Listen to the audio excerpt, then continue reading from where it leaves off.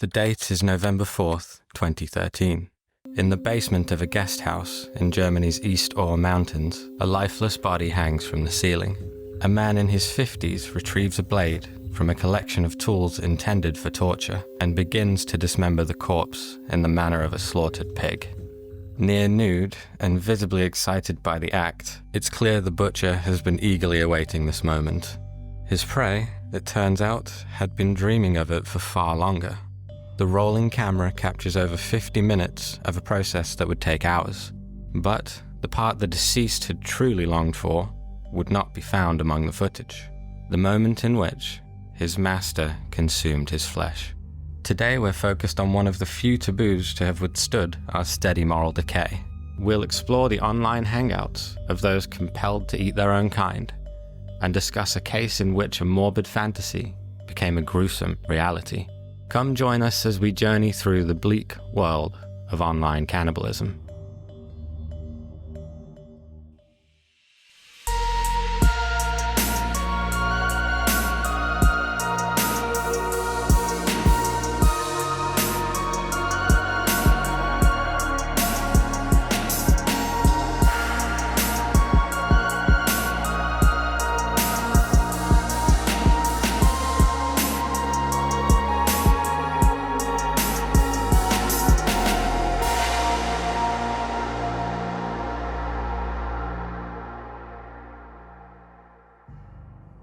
Hello.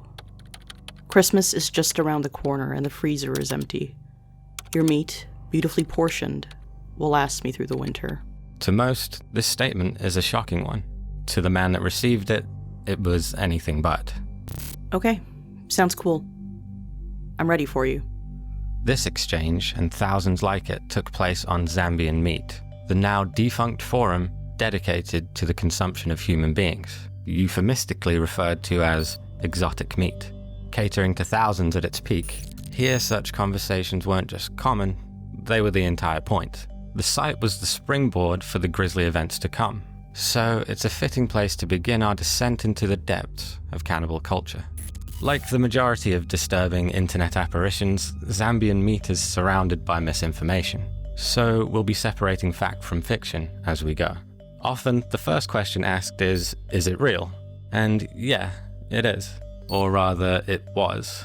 Though whether the version any of us imagined existed, that's another matter. In discourse, Zambian Meat is consistently claimed to be a dark website. This is a lie.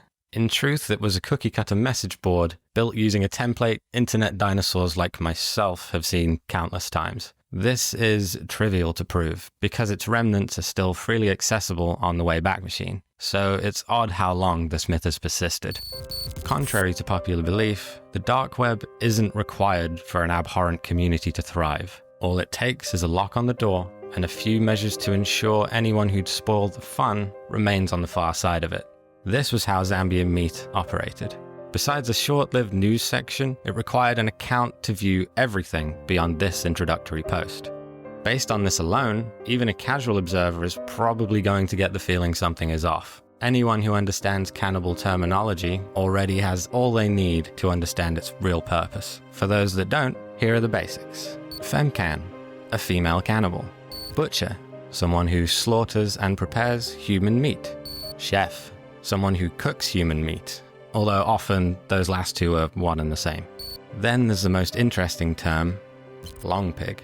Put simply, a long pig is a person meant for human consumption.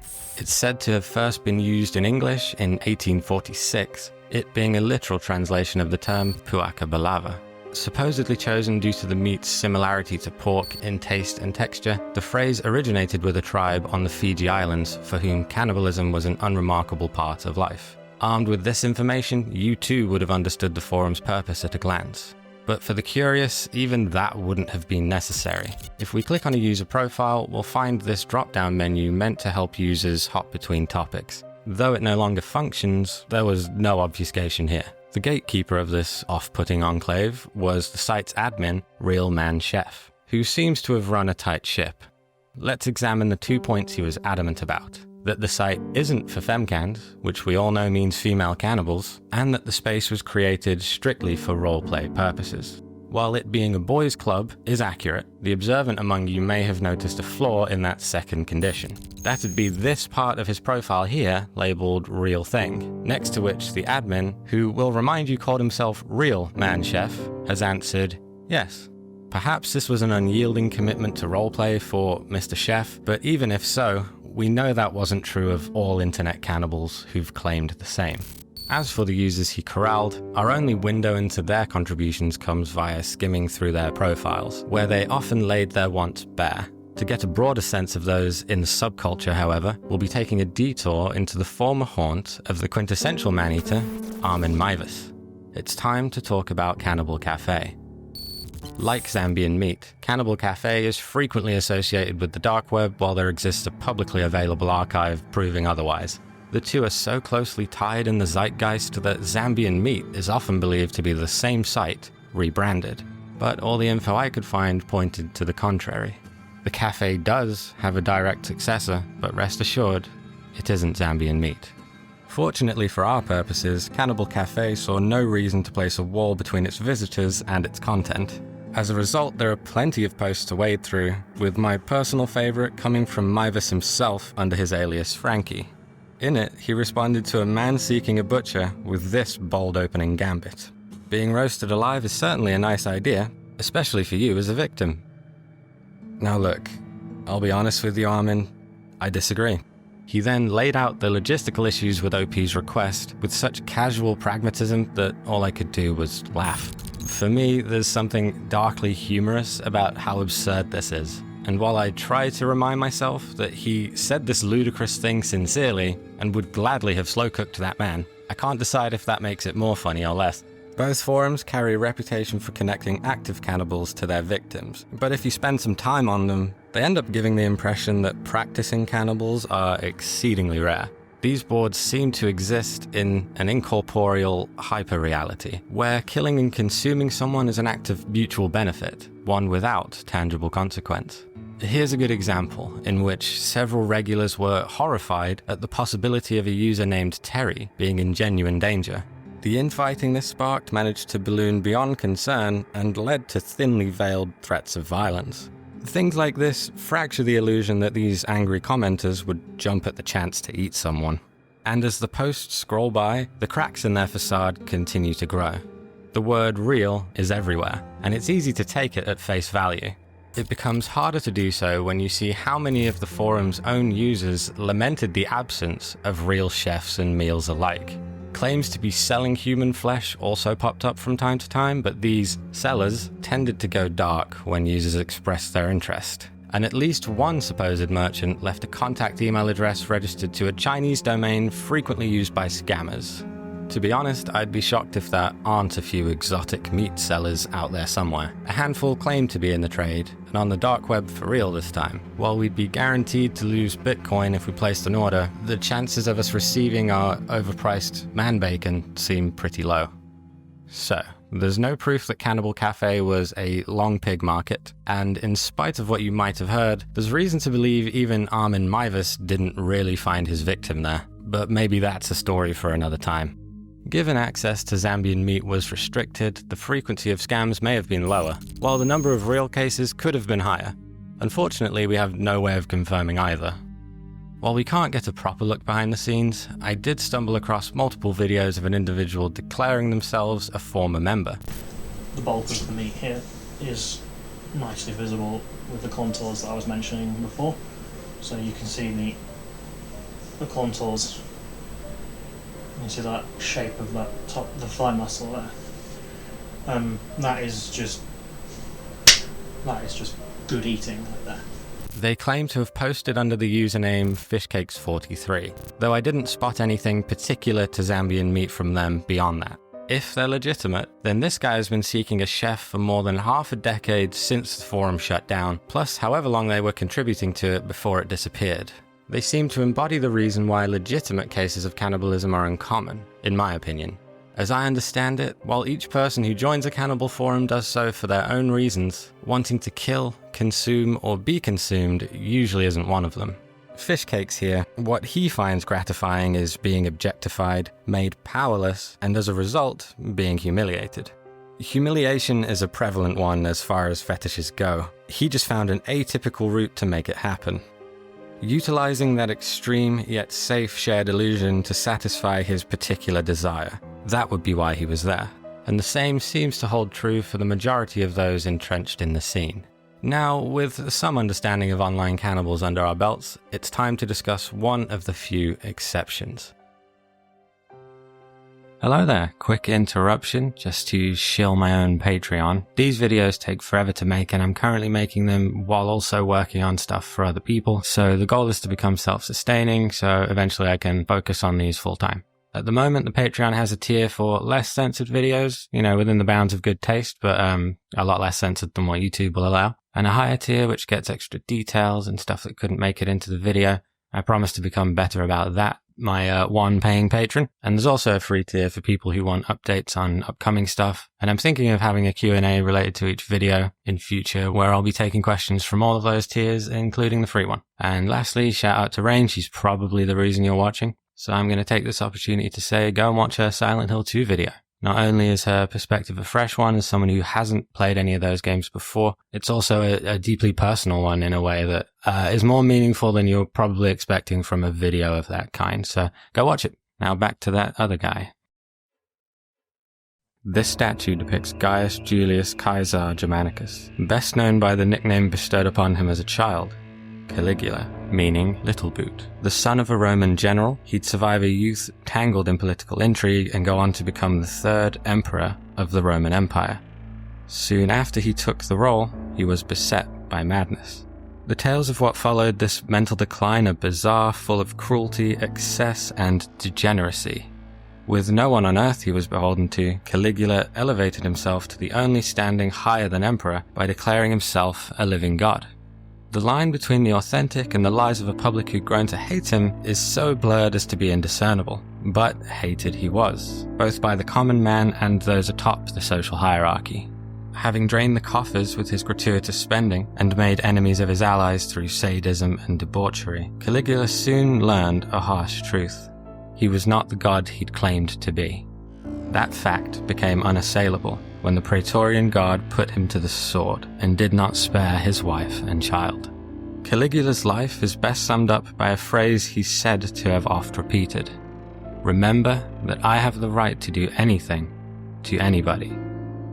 So, what does all this have to do with a modern-day cannibal?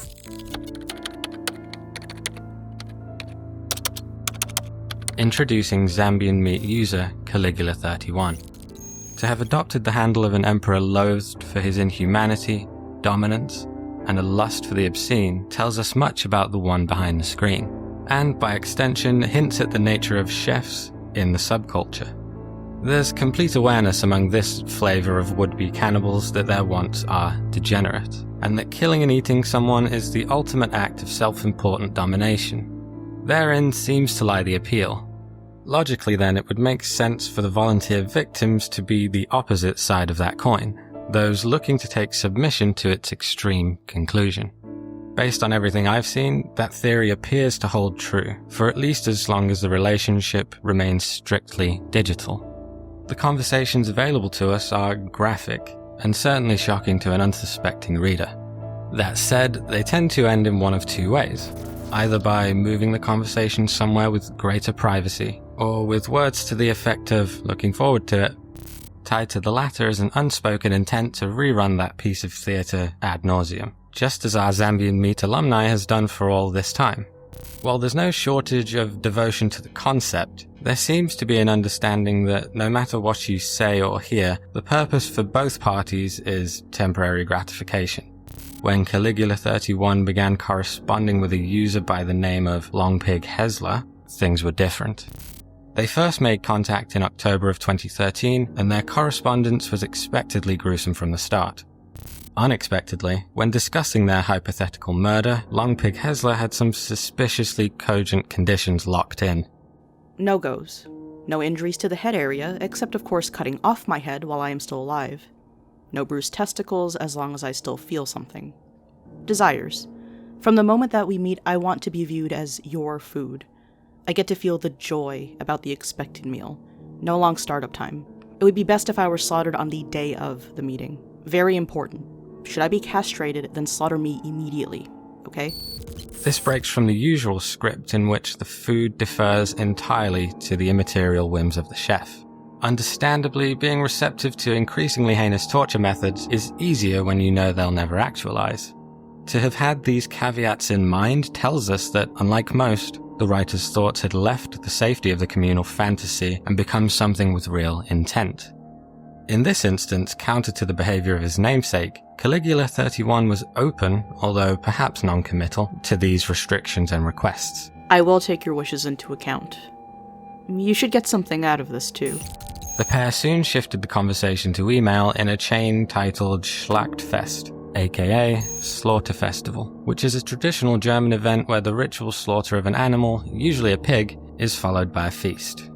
Demonstrably, Long Pig was anxious to get things underway, but this by itself wouldn't be too unusual. For those in their circle, connecting in person is quite common. They'll often use their real names, personal emails, phone numbers, and openly share their locations. While doing so on a public forum would be ill-advised, I think I can understand the logic behind them doing so on a closed platform. Connecting with their fellow fetishists always requires an inherent level of trust because there's a kind of reputational, mutually assured destruction that's inseparable from the choice to engage. If one party were to out the other or draw negative attention to the group, they'd likely expose themselves to personal public scrutiny and destroy their own safe haven in one fell swoop. While gatherings may be on the cards, attending one usually doesn't mean that meat is on the menu. To the best of my knowledge, such encounters have much more in common with typical BDSM, but with the added sweetener of mock execution or some cannibal roleplay thrown in. Hello. I'm glad to see you.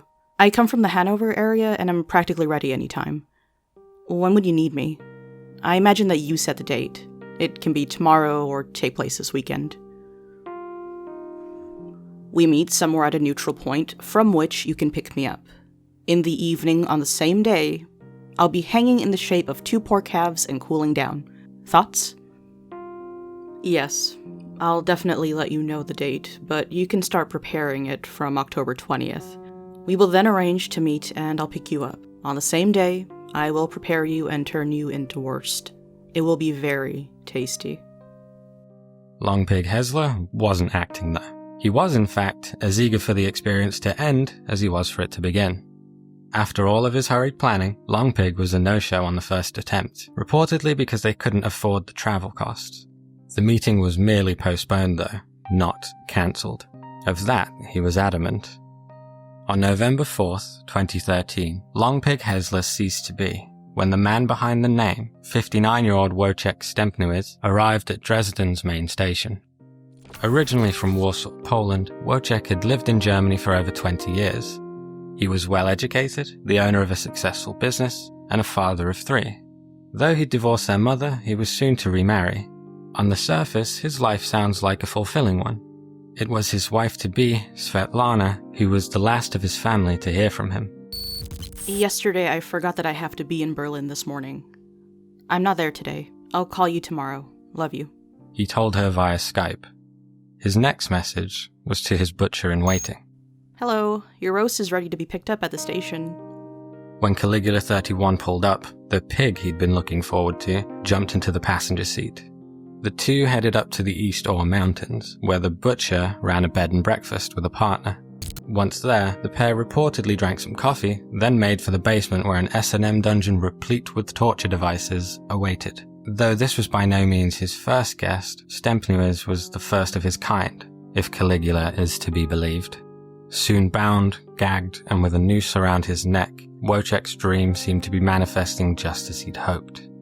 According to some who knew him, however, this could not have been the case.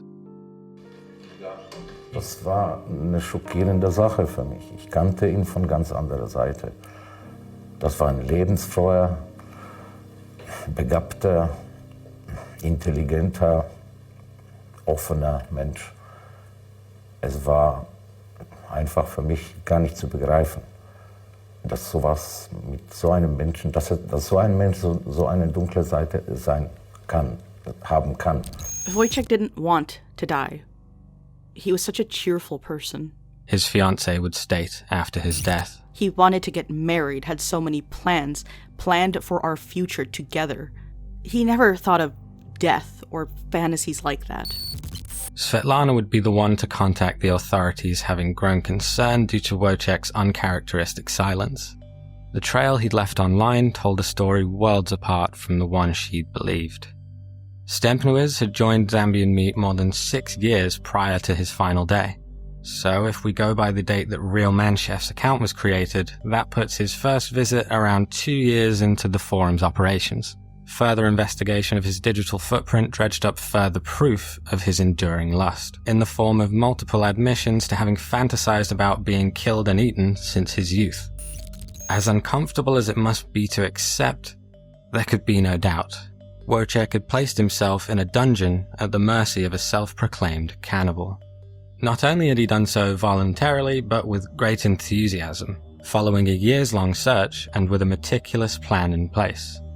As cut and dry as this situation may appear, while Meiwes had inarguably agreed to die that day, whether what came to pass was entirely consensual is a contentious matter. It all comes down to a mistake made by the man who provided the rope. That man was Detlev Guenzel, sadist, hardcore fetishist, and affable host to those seeking a getaway in Gimlet Stall. Currently held in Waldheim Prison, Saxony, the significance of this story doesn't lie in where he's ended up. What matters is whether or not he belongs there, and if it's actually fair to brand him with the label cannibal. So let's deconstruct Germany's second favourite anthropophage and see if we agree that he's earned the title. Pictured here next to a skeleton, his modesty preserved by a flatteringly large black box, Guenzel's path to the realm of cannibalism was quite different to that of his victim. Before discovering its alluring horrors, he was already highly active in the fetish community, where he seems to have been rather popular. A like-minded friend who was familiar with Detlef's dominant appetites had introduced him to Zambian Meat in July 2013. Their identity doesn't seem to be public, but whoever it was had gifted him with a new obsession. In the image of Guenzel most widely circulated, he's wielding an axe, with his shame obscured by a blur that's far less kind. He posted shots like these, as well as images of his den and all its paraphernalia, to the forum to entice potential long pics. They were more effective than one might imagine, with Guenzel claiming to have received thousands of messages as a result of showing the place and himself off. While these messages are inaccessible, an acquaintance calling themselves Ralph offered German news outlet Bild had little insight into the dungeon and the kind of attention it attracted. We have known each other for 8 years and have met often. I let him whip me, he was into kink sex. Some of the handcuffs are mine, and I also got the skeleton. If any of you were wondering about the origins of the skeleton, then there you have it. According to Ralph, the cage featured in several of the pictures was especially enticing. Detlev once let a slave stay in it overnight. The cage is now in my yard. If you were concerned for the well-being of the cage, then fear not. The fate of the skeleton remains unknown. If the idea of being confined like an animal was massively appealing to his non-cannibal playmates, then it stands to reason that it would be for those desperate to be treated like livestock too. To hear Detlev tell it, making a splash on Zambian Meat and exchanging hundreds of intense messages had nothing to do with wanting to eat somebody. Ich habe das nie als ernst genommen, reale Schlachten. Und da ich ja auch immer die Leute kennenlernen wollte, habe ich dann halt auch immer gesagt, ja, das mache ich und ich bin so und dies und jenes. Manchmal war ich auch neugierig darüber, was haben sie so für Fantasien, und, was wollen sie jetzt und so weiter, wie weit gehen sie, wie weit würden sie gehen und so. Ja, ich hatte vorher überhaupt nichts damit zu tun gehabt. Man hat ja auch bei mir Normally I'd expect this to be true, although Detlef's actions do undermine his words somewhat in this case. It isn't a great defense when his logic can apply equally to in-person encounters, and there's video evidence demonstrating that it can't all have been roleplay. Even so, it should be known that a drive to push people's boundaries is certainly a factor, and appears to influence his behavior in his daily life as well as his private one. Before cannibalism was ever associated with his name, locals understood Guenzel to be somewhat of an exhibitionist. He was known to serve breakfast at his B&B in nothing but his underwear, and if this picture is anything to go by, he also got a kick out of exposing himself in public. Apparently, Detlev wasn't too concerned if the neighbors noticed his hedonistic gatherings either. In spite of all this, the ones who spoke of him said he was somewhat strange, but a warm character nonetheless, at least up until his crimes came to light. While those questionable actions pale in comparison to dismembering a corpse, they indicate a personality willing to make people uncomfortable, potentially against their will, in order to be the center of attention. It can be viewed as another facet of that desire for dominance, with the need to physically dominate partners in private being complemented by a need to dominate the room in public. You might be wondering then, how does such an extreme personality develop? Well, it's complicated, as all things to do with the human psyche are, but for Detlev, there is an aspect of his life experience which was doubtlessly defining. Als ich geboren worden bin, ist ein Bruder von mir gestorben. Der ist bei der Heuernte an die Hochspannung, der war 15 Jahre alt. Und meine Mutter war ja mit mir da schon schwanger und die hat das eben sehr schwer verkraftet. Und dann bin ich dann im Dezember geboren worden und war ein Junge. Und da hat die mich so behütet, ja, weil sie immer die Verlustangst hatte, dass wenn mir was passiert oder wenn ich mal krank wurde und so, da war die immer ganz aufgeregt und war sie ganz ängstlich, meine Mutter. Also sie hat mich bis zum Schluss beschützt. Ich habe keine Grenzen gebraucht. We can think of this as a Hitchcock's Psycho kind of effect. It's an oversimplification, of course, but a widely recognized example of an overbearing, albeit fictional, mother having heavily impacted the traits of their child. Beginning with his birth and ending on the day she died, Detlev's mom had treated him like a prince who could do no wrong. Her boy Prince looks to have internalized that and grown up with the impression that the borderline worship she'd provided was not only justified, but warranted. Guenzel chose an interesting phrase in the interview too.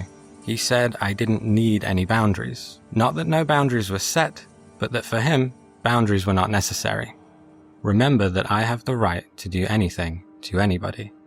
While it may seem like I'm pulling this connection between his matriarch and cannibalism out of the air, the possibility is one deemed probable by academics. While confirmed cannibals are thin on the ground and there isn't a ton of research on them, the literature available does indicate that being raised in the manner that Detlev was is likely to have influenced the development of other modern cannibals, specifically those who are sexually motivated. Just as he claimed to have no interest in consuming human flesh, Guenzel also denies there was a sexual element to the crime. Ich wollte einfach nur, ja, dieses Sexuelle war für mich jetzt kein Grund, um das alles zu machen, ne, diese Auseinandernehmen. Es war einfach nur die Sache, ihn jetzt so schnell wie möglich aus dem Weg zu kriegen.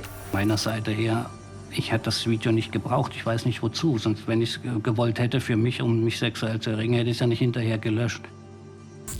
He said this in spite of the fact that he's visibly aroused in the dismemberment footage and the wealth of digital evidence to the contrary. Detlev's recordings will end up taking prominence in what we're yet to discuss, although not for the reason you might expect. But before we get to that, we need to understand the lengths he went to keep them, and the crime itself, from ever being discovered. As the first video begins, Guenzel can be seen observing Wojciech, whose chest and abdomen twitch twice before he falls still. Soon after, armed with an electric saw and a carving knife, the butcher gets to work. He removes the victim's head, and according to some reports, allows their blood to drain into an old paint can. He then removes the genitals, the organs, and uses the saw to split the body from neck to navel. With the remains strung from the ceiling in the manner of a slaughtered animal, the butcher divides the body into smaller pieces, while the radio plays pop music in the background. In a blood-soaked moment of apparent clarity, he mutters to himself, "I never thought I would sink so low," then continues until the job is done. The precise timing of Detlev's actions afterwards are known only to him. I could find no mention of when he'd deleted his recordings or whether he'd made attempts to store the meat before opting to dispose of it. Regardless, in the days following the crime, Guenzel erased the footage and buried his victims' remains across several locations in the guest house's garden. Curiously, something that doesn't seem to have been addressed publicly are the whereabouts of Guenzel's partner in all of this. Any possible explanation would be speculation on my part, and German law enforcement handle the privacy of suspects with great care, so it's possible they were quickly cleared of all wrongdoing, so didn't need to be mentioned.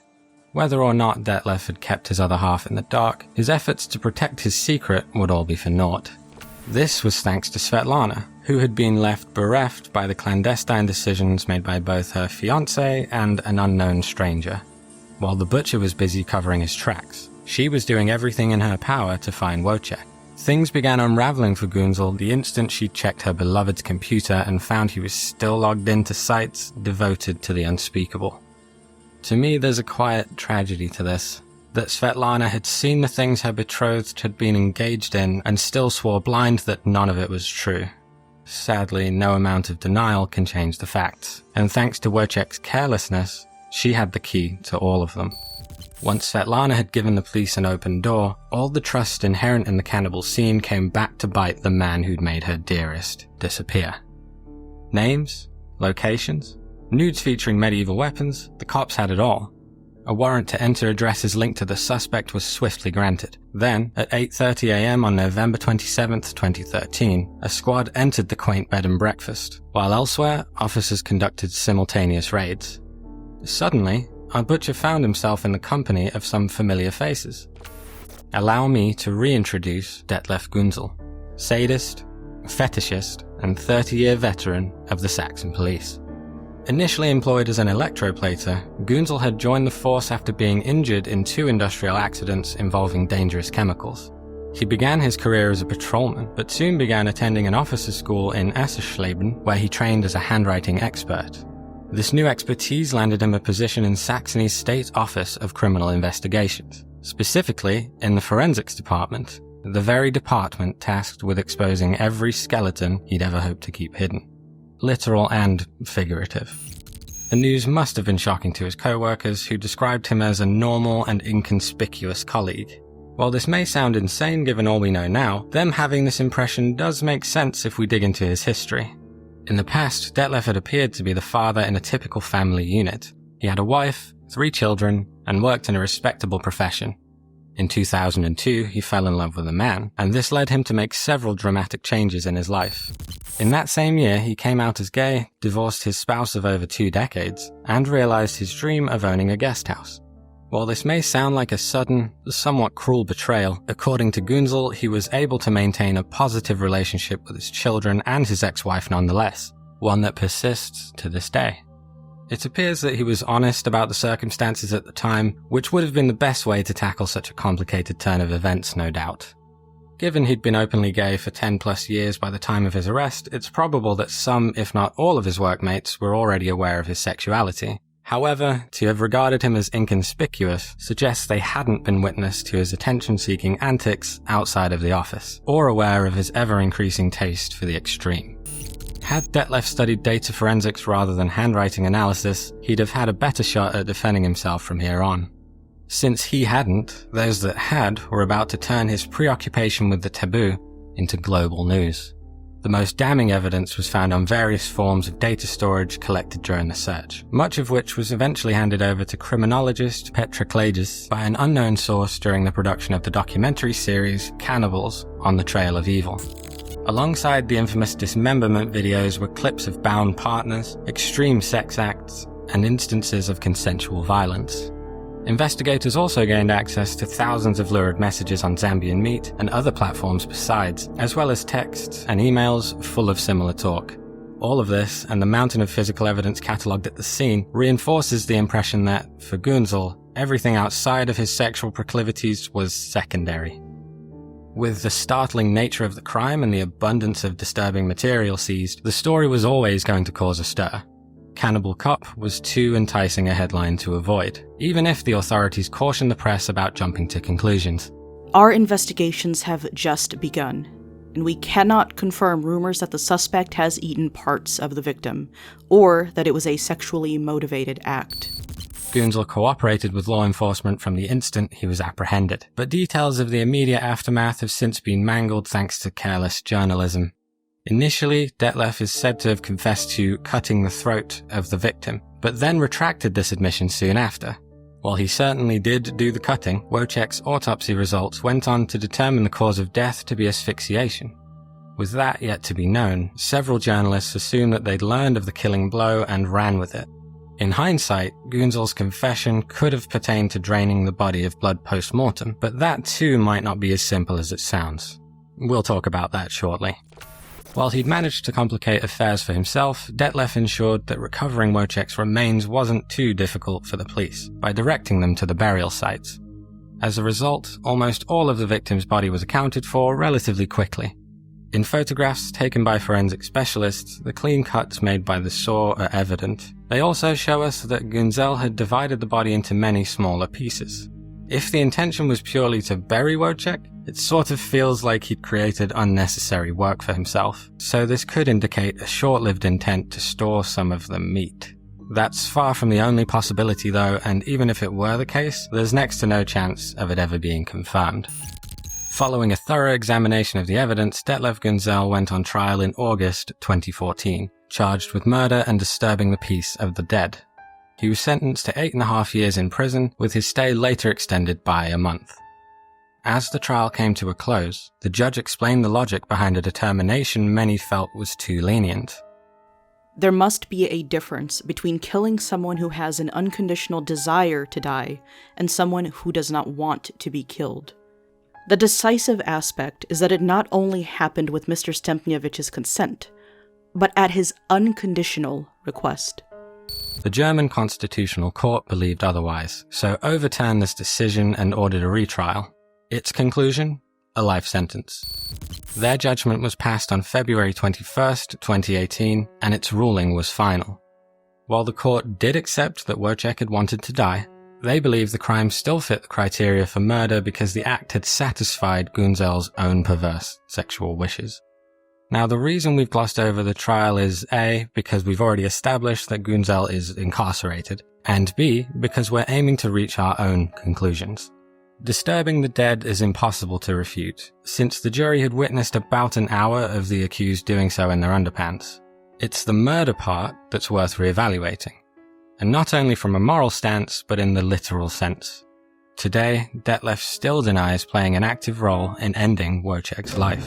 Wenn wir dann im Gemütssaal angekommen sind, dann war er schon schubs im Keller verschwunden und hat sich ausgezogen, hat sich da auf diese Schüssel gestellt und hat dann den Strick schon selber um den Hals gelegt. Er hat den vom Haken genommen, hat den sich um den Hals gelegt. Ich habe den dann bloß noch an dieser Dings dann festgemacht. Er hat mir eben gesagt, dass ich ihn den Mund noch zukleben soll, bevor ich rausgehe und die Hände auf dem Rücken festbinden soll. In court, he'd also described the victim looking at him with bright, happy eyes before he'd left the room. Then, by the time he'd returned, Wojciech was dead. If true, then to describe his actions as murder would be inaccurate. By all rights, this should have been straightforward to prove for someone who'd made a point to film their horrific actions. And on that note, it's time to reveal Detlev's critical mistake. Apparently, he'd forgotten to turn the camera on.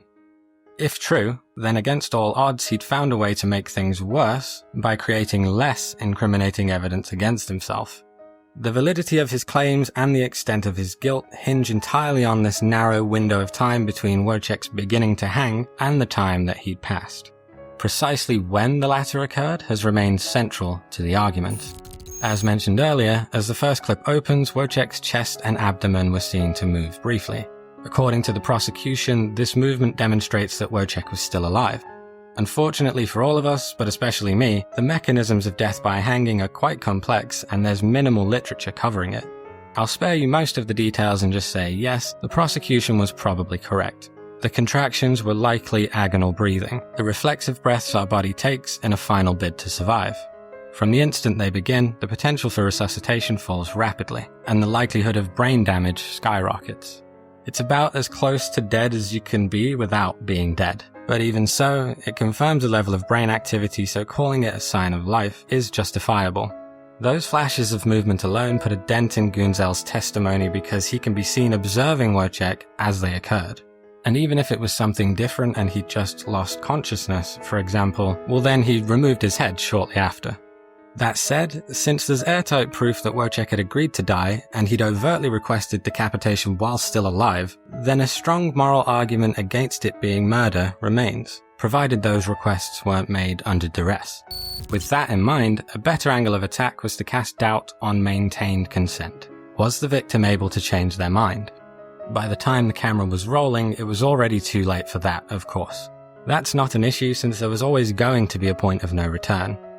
The issue is that both the lead-up and the time it took the victim to lose consciousness are unaccounted for. By Detlev's own admission, the man was bound and gagged in preparation, meaning he was in a state that it's fair to say could have made it hard to express a change of heart.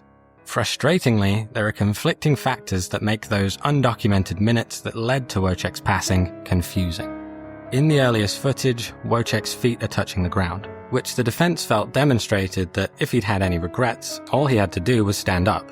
Then again, the rope was attached to an electric winch, so Guenzel could have lowered the victim after they lost consciousness but before he'd remembered to start the camera.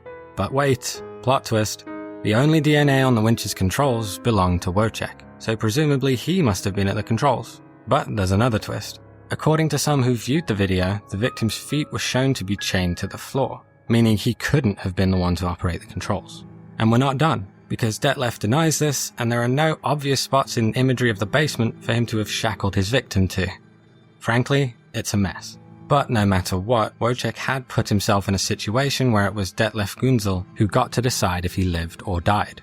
This is what they had both wanted, but whether the willing pig still wanted it when reality hit, only one man on Earth can know.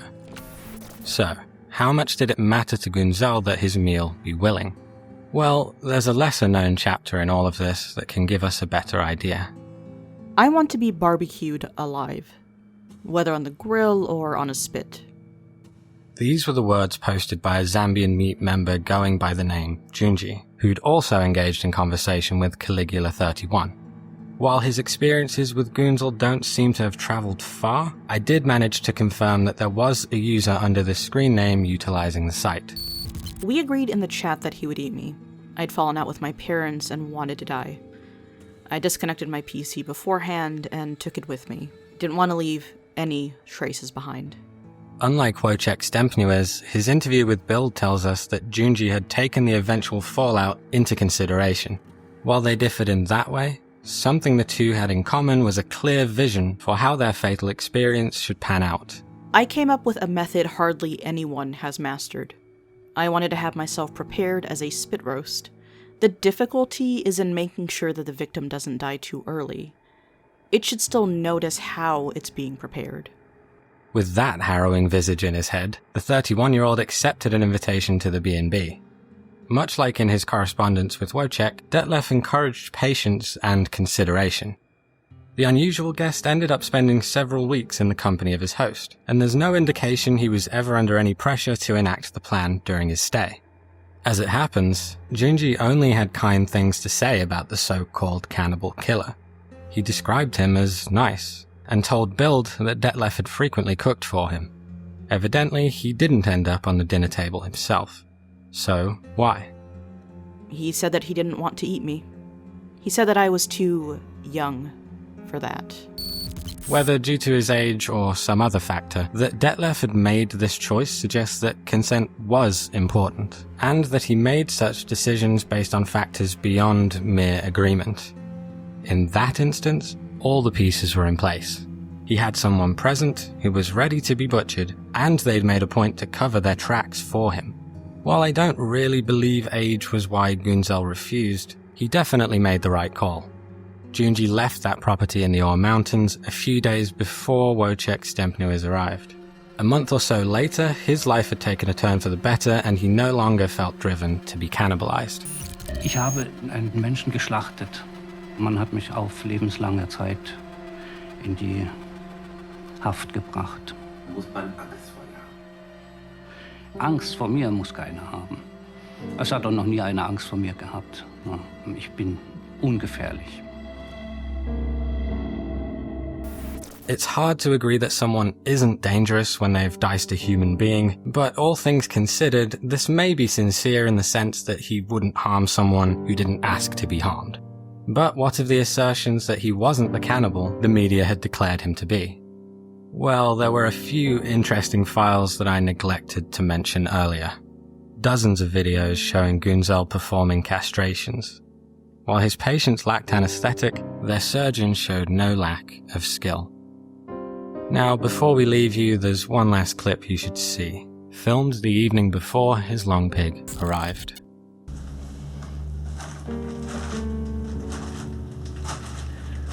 Ja, hallo. Morgen ist großes hier.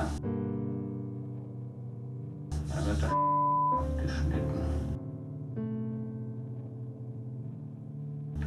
Und die rausgeschnitten. Das wird geil.